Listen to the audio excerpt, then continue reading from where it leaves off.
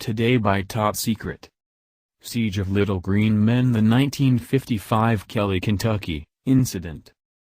On the night of August 21, 1955, during the heyday of flying saucer reports, a western Kentucky family encountered humanoid-like creatures that terrified them at the family farmhouse.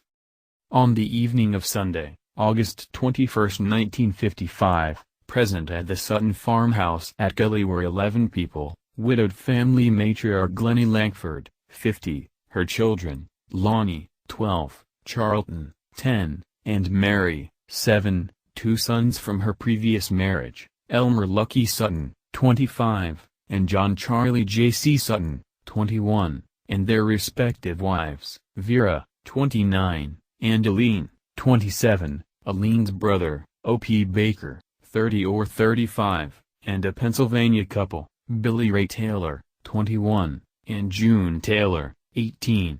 The Taylors, along with Lucky and Vera Sutton, had been visiting for a while, being occasional carnival workers.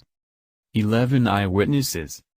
Not all of the 11 were eyewitnesses to the most significant events.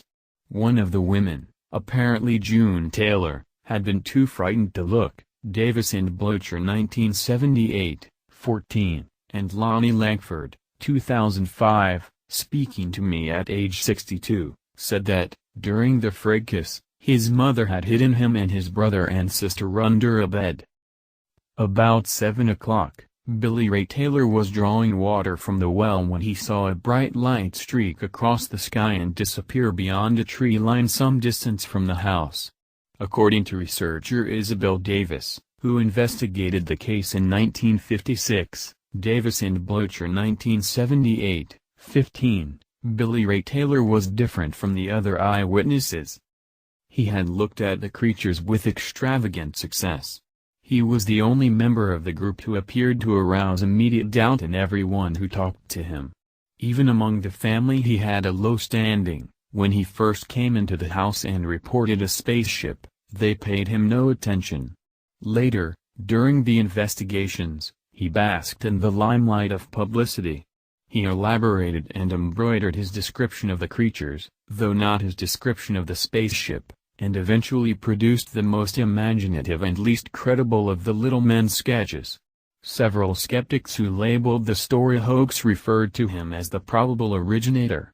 His behavior was in sharp contrast to that of the other witnesses, none of whom aroused such prompt suspicion in the investigators. Flying saucer reports. About an hour after Taylor reported his flying saucer sighting, a barking dog attracted him and Lucky Sutton outside. Spotting a creature, they darted into the house for a .22 rifle and shotgun, thus beginning a series of encounters that spanned the next 3 hours.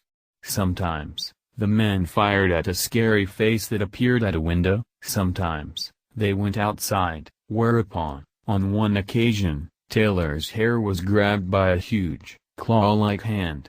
Once, the pair shot at a little creature that was on the roof and at another in a nearby tree that then floated to the ground. Either the creatures were impervious to gun blasts or the men's aim was poor, since no creature was killed. After a lull in the battle, everyone piled into their cars and drove 8 miles south to Hopkinsville's police headquarters. Soon, more than a dozen officers, from city, county, and state law enforcement agencies, had converged on the site. Their search yielded nothing, apart from a hole in a window screen. There were no tracks of Little Men, nor was there any mark indicating anything had landed at the described spot behind the house. By the following day, reportedly, the U.S. Air Force was involved. Doris, 1955, but ultimately listed the case as unidentified. Clark, 1998. Well, what do you think from this story? Write it in the comments.